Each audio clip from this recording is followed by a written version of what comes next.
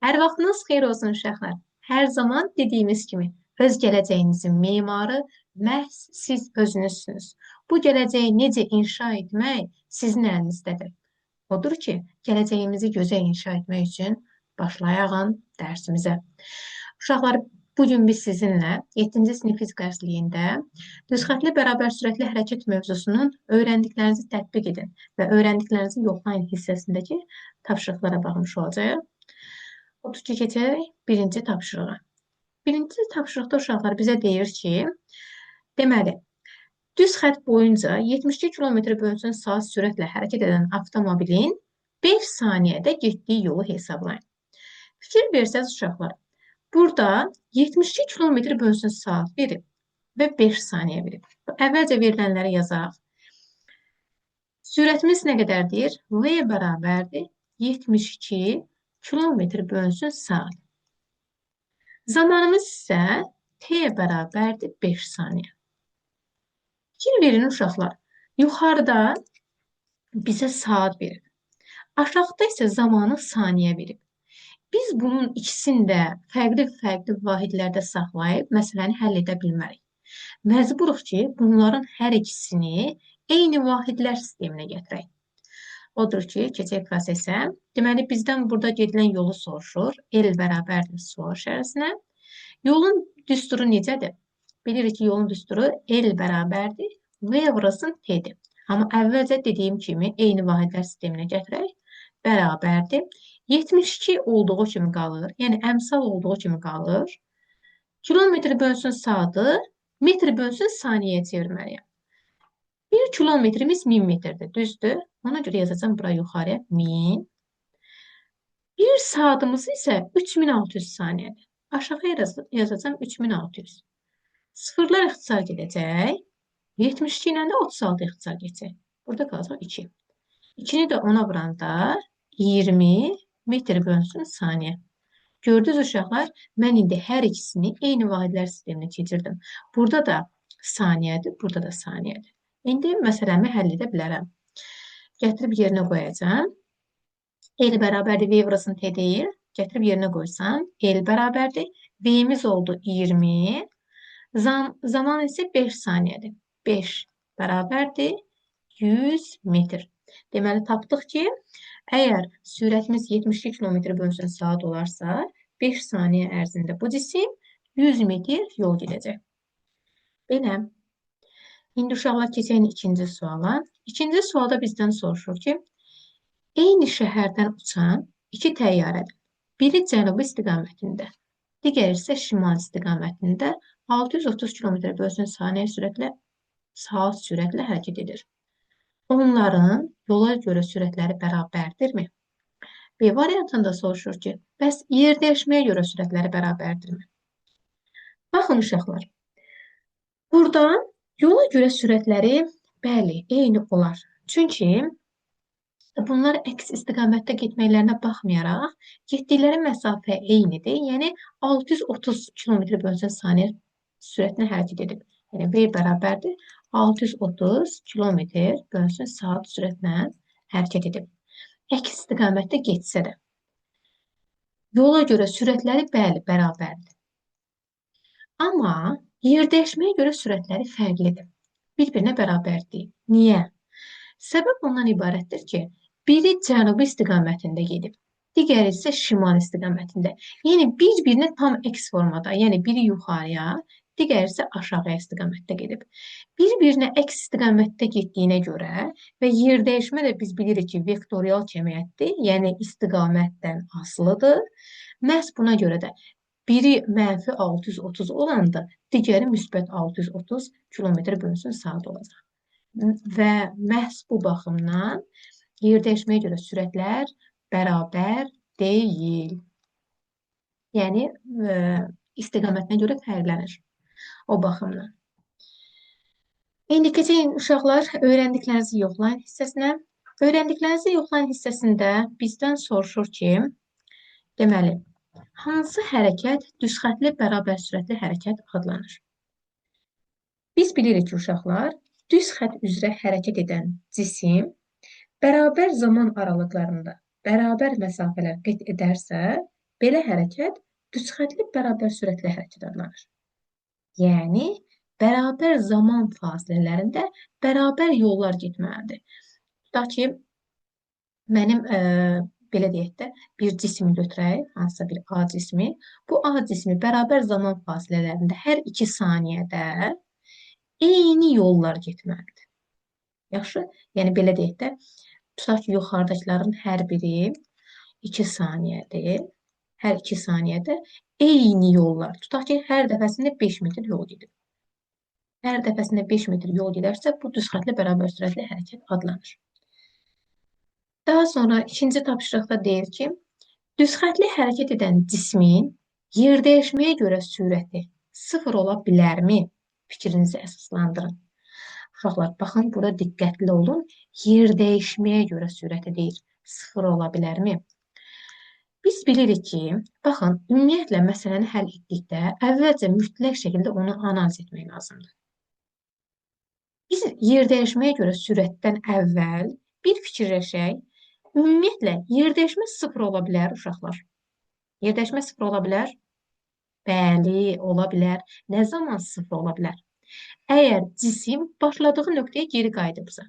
Tutaq ki, deyim, cisim A nöqtəsindən hərəkətə başlayıb və bu cisim əgər düz xətli hərəkətdən söhbət gedirsə, indi düz xət boyunca hərəkət etdirirəm. Hərəkət edib bu istiqamətdə, sonra gedib aşağıya doğru, sonra geri qayıdıb və yenidən A nöqtəsinə qayıdıb. Yəni, cisim A nöqtəsindən çıxıb, hərəkət edib və yenidən gəlibsə əgər A nöqtəsinə, bu zaman bu cismin yerdəyişməsi S bərabərdir 0 olur. Əgər yerdəyişmə 0-a bərabərdirsə, mən onda deyə bilərəm ki, əlbəttə ki, yerdəyişməyə görə sürət də, yerdəyişməyə görə yazaq buradan, əlbəttə ki, 0 metr bölsün saniyə olacaq. Bu, məhz bu baxımdan əsaslandırılır. Deməli, necə yazacaq burada? Fikrimizi əsaslandıracaq. Yerdəyişmə 0 olarsa, yəni S bərabərdə 0 olarsa, əlbəttə ki, V yerdəyişməyə görə sürət də 0-a bərabər olacaq. İndi üçüncü suala keçək uşaqlar. Üçüncü sualda bizə deyir ki, yola görə sürət sabit olarsa, hərəkətin düz xətli bərabər sürətli olduğunu deyə bilərikmi? Baxın uşaqlar, yenə də diqqətlə oxuyaq burada. Bizə burada təkcə nəyi deyir? Təkcə deyir ki, yola görə sürət sabit olarsa, hərəkətin düz xətli bərabər sürətli olduğunu deyə bilərikmi? Xeyr. Əlbəttə ki, demək olmaz. Niyə görə? Çünki biz yola görə sürət sabit olarsa deyirik. Amma istiqaməti dəyişə bilər axı. Məsələn, bax, tutaq ki, deyim, cisim A nöqtəsindən hərəkətə başlayıb və gedib, tutaq ki, burada bu nöqtəyə qədər, yəni B nöqtəsinə qədər gedib V bərabərdir 10 metr bölsün saniyə sürətlə hərəkət edib. Və daha sonra aşağıya düşüb, düzdür, yenə də V bərabərdir 10 metr bölsün saniyə sürətlə hərəkət edib. Amma bu cisim düz xətli bərabər sürətlə hərəkət etmədi axı. Artıq düz xət üzrə hərəkət etmədi. Və məhz bu baxımdan biz deyirik ki, yola görə sürət sabit olduqda hərəkətin düz xətli bərabər sürətli olduğunu deyə bilmərik. Daha sonra keçəyin uşaqlar 4-cü tapşırığa.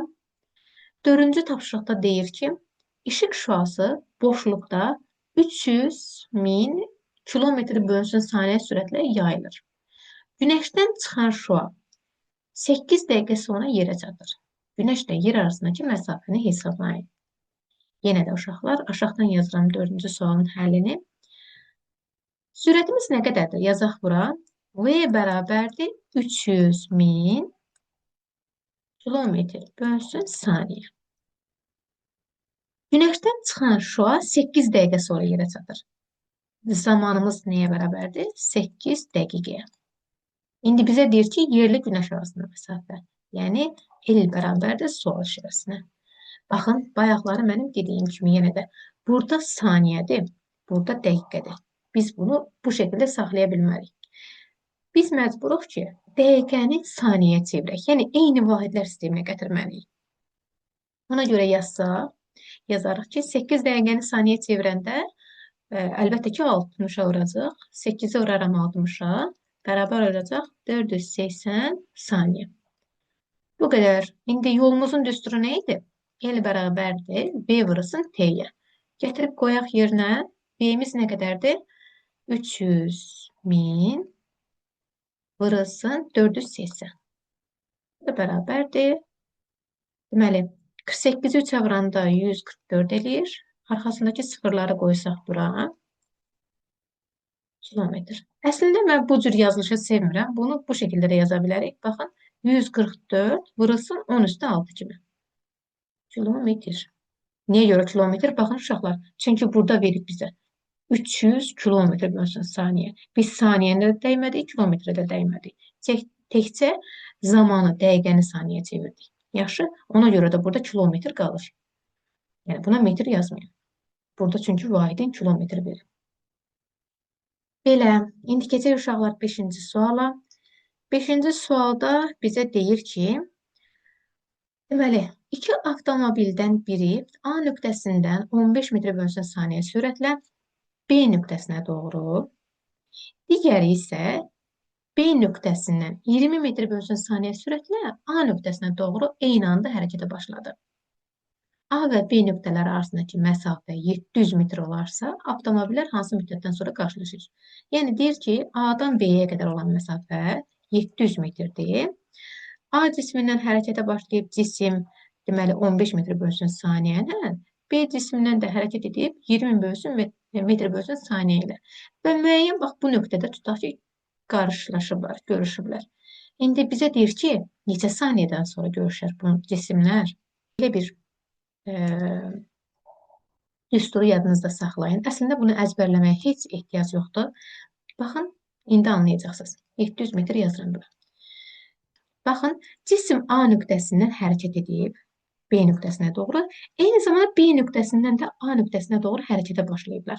Yəni, bunlar qarşı-qarşıya hərəkət etdiyinə görə tez görüşəcəklər də, düzdür? Axı, qarşı-qarşıya hərəkət edirlər. Ona görə də mənim düsturum hansı vəziyyətə gəlib çıxacaq? Yol, yəni L bərabərdir. Normalda yolun düsturu necədir? Bax, buradan yazıram. L bərabərdir V vurulsun T-yə. Amma bunlar qarşı-qarşıya hərəkət etdiyinə görə daha tez görüşəcək. Demək ki, mən sürətləri toplamalıyam. V1 plus V2 vurulsun T. Bax, buradakı T-ni yazıram bura. Baxın, heç bir şey etmədim. Sadəcə olaraq V-nin yerinə qarşı-qarşıya gəldiklərinə görə sürətləri topladım və zamana vurdum. Vəssalam, indi yerinə qoyaq. L bərabərdir. V1-imiz nə qədərdir? Bax, buradan yazaq. V1 bərabərdir 15-dir. Burada da V2 bərabərdir 20-dir. Düzdür? Hər ikisi eyni vahidlər sistemindədir. Metr bölünsün saniyə, metr bölünsün saniyə. Ona görə çevirməyə ehtiyac yoxdur. İndi mən buradan zamanı tapmalıyam. L-i silim, zamanı tapmalıyam. Deməli, T bərabərdir. L bölünsün V1 plus V2-yə. Gətirim qoyum yerinə. T bərabərdir. L-in yerinə nə yazacağım? 700 bölünsün. V1-imiz 15 üstə gəlsin. V2-miz də 20-dir. Vəssalam. 700-i böləcəm. 15-in üstünə 20 gələndə 35. Bu da bərabərdir 20 saniyə. Bax belə. Tapdıq ki, onda avtomobillər hansı müddətdən sonra qarşılaşar? 20 saniyədən sonra qarşılaşarlar. Belə uşaqlar, ümid edirəm ki, tapşırıqların izahı sizə faydalı olmuş oldu. Yenə də hər zaman dediyimiz kimi, öz gələcəyinizin memarı məhz siz özünüzsünüz. Bu gələcəyi necə inşa etmək, uşaqlar, sizin əlinizdədir. Odur ki, gələcəyimizi gözəl inşa etmək üçün gələn görüşlərə dək. Sağ olun uşaqlar.